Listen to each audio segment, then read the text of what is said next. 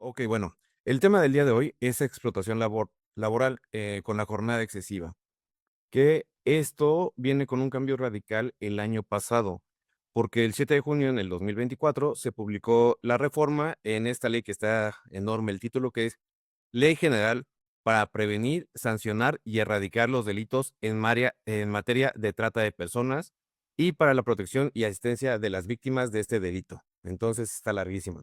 Vamos a llamarla Ley de Trata de Personas. Algo muy importante que surge con esta ley es que ya la explotación laboral no es un tema solamente, pues laboral, como dice, valga la redundancia, sino que ya se convierte el delito en trata de personas. Así de serio está la situación con la reforma del año pasado. Principalmente se hizo una modificación en su artículo 21, la cual define que las jornadas de trabajo por encima de lo estipulado por la ley deben considerarse como explotación laboral. Es lo único que dice esta ley, no dice más.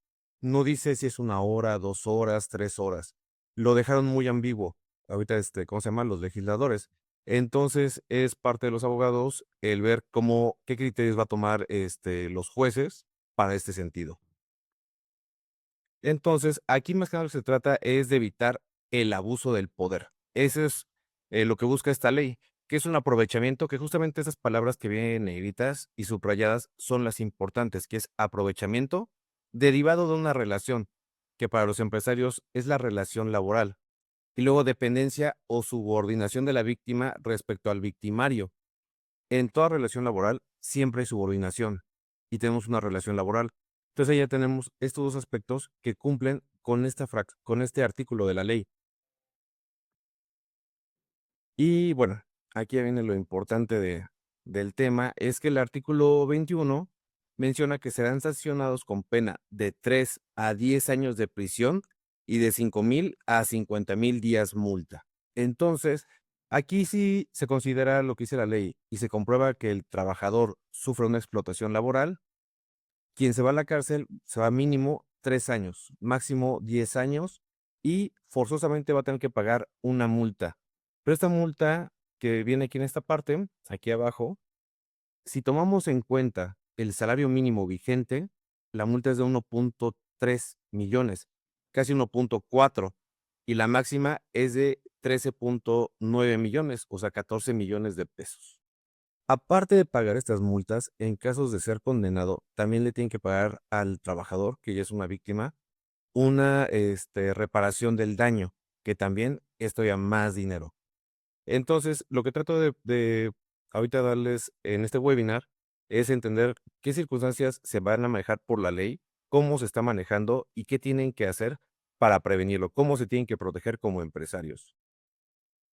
Lo único que nos dice el artículo 21 en su fracción cuarta es de que son jornadas de trabajo por encima de lo estipulado por la ley. Es lo único que dice, no dice más, como les había comentado. Vamos a ver ahorita qué son las jornadas, cómo están catalogadas en la Ley Federal del Trabajo. Tenemos 3 jornadas, la diurna, nocturna y mixta, que la diurna no puede pasar de 8 horas al día, la nocturna de 7 y la mixta de 7 horas y media. Que eso, bueno, todos aquí sabemos bien cómo se manejan estas partes. Y que también, bueno, no puede exceder la jornada de 48 horas a la semana, con un día de descanso. Entonces, Y decías que quieres que le vamos a tal vez. se trabó la presentación, permítanme. Ahí está.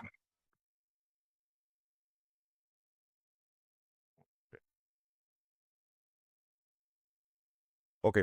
Jornadas, tiempo extraordinario. Obviamente también nos dice la Ley Federal de Trabajo que qué pasa si necesito trabajar horas extra. Sí se puede. Eso lo dice la Ley Federal de Trabajo. Siempre y cuando nunca excedan de 3 horas diarias ni de 3 veces en una semana. Obvio, también otra cosa, no se puede obligar a los trabajadores a laborar estas horas extra. Pero también, ¿qué pasa si me paso de este tiempo? ¿Qué pasa si tienen que trabajar más de 9 horas, extra a la semana? También nos indica la ley que sí se puede en casos extraordinarios y se les tiene que pagar triple esa hora extra. Este, mm, obviamente también un punto muy importante que también están viendo los juzgadores es esto, jornada inhumana. Hay que darle tiempo al trabajador para que reponga su energía entre una jornada y otra, o sea, entre un día y otro. No es de que como guardias de seguridad que son 24 por 24, o luego 24, 12, 24. Eso es inhumano, hay que darles un descanso, forzosamente. Y también aquí viene un criterio muy importante que también se está usando ahorita en materia laboral, que con el artículo 59 de la Ley Federal del Trabajo se puede, vamos a decirlo en palabras llanas, se puede campechanear esas 48 horas que nos marca la ley que puede trabajar el trabajador y decir, ¿sabes qué? Esas 48 horas se las voy a dividir de lunes a viernes.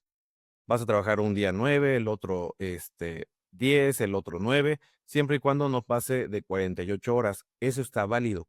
Pero lo importante de esto, más que nada, es de que siempre esté en el contrato. Nuestra base de regularización, nuestra base de defensa va a ser contrato y reglamento.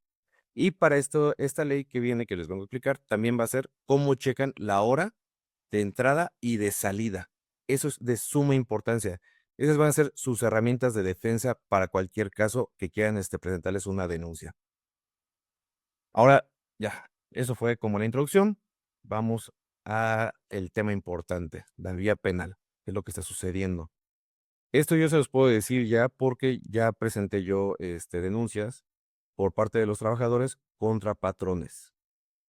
Y esto fue todavía el año pasado, era una ley novedosa, que todos tenemos nuestras hipótesis, cómo se iba a llevar, y ahorita les puedo decir qué está pasando. Todavía no llegó la primera audiencia, pero ya se presentaron las primeras denuncias. ¿A quién se puede denunciar? ¿A quién puede denunciar el trabajador? Esto es muy importante. El trabajador puede denunciar a su jefe, al jefe del jefe, al director de área, al director de la empresa, socios, accionistas y a la misma empresa. ¿Por qué? Porque hay que ver quién tuvo la culpa de que ese trabajador haya elaborado horas extra. Y también en los socios, que para las empresas pymes, sobre todo, muchas veces los socios son familia, son el papá o el hijo o la mamá o la esposa. Entonces, ahí también se puede llevar parte de la familia. Por eso es tan importante siempre estar protegidos y tener todo en regla.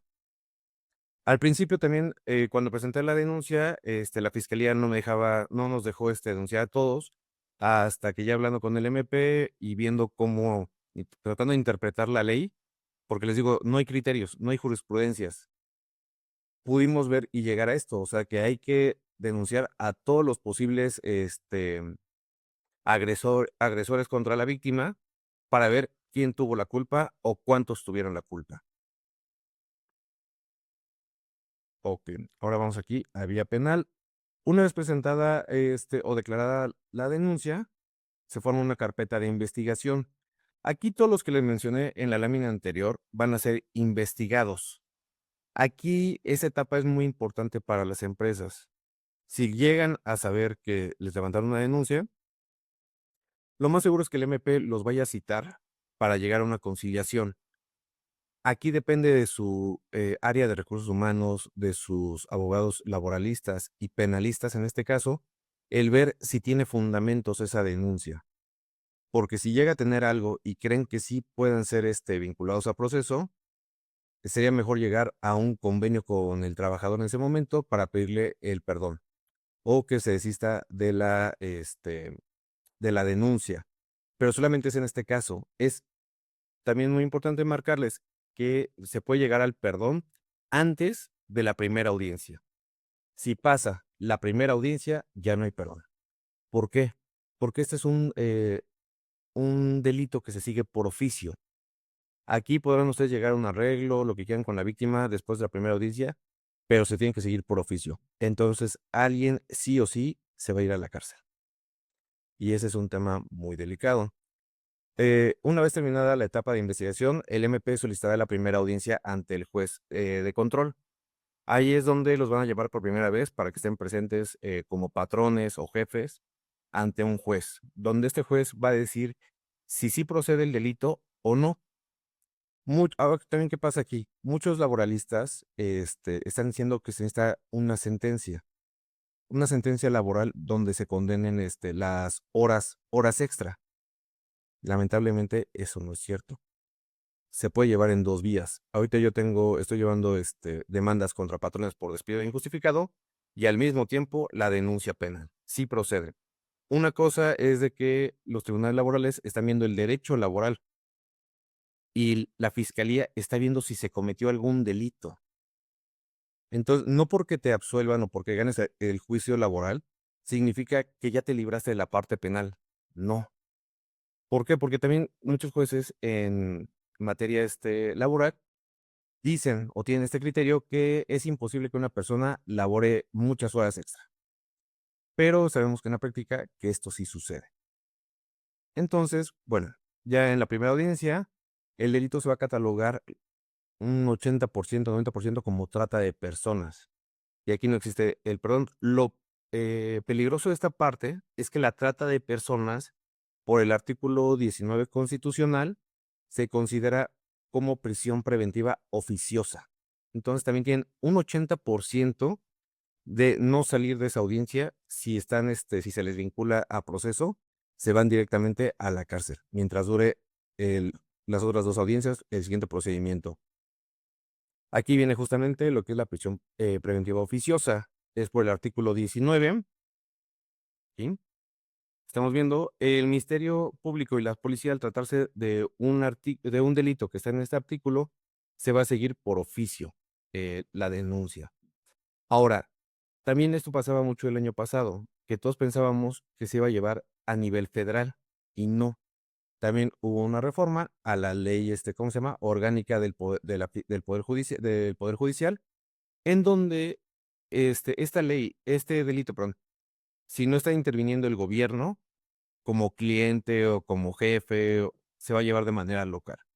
¿Esto qué es? Yo tengo una empresa y soy un REPSE de Pemex. Por el simple hecho de tener contacto con Pemex, se vuelve federal. De lo contrario, es local.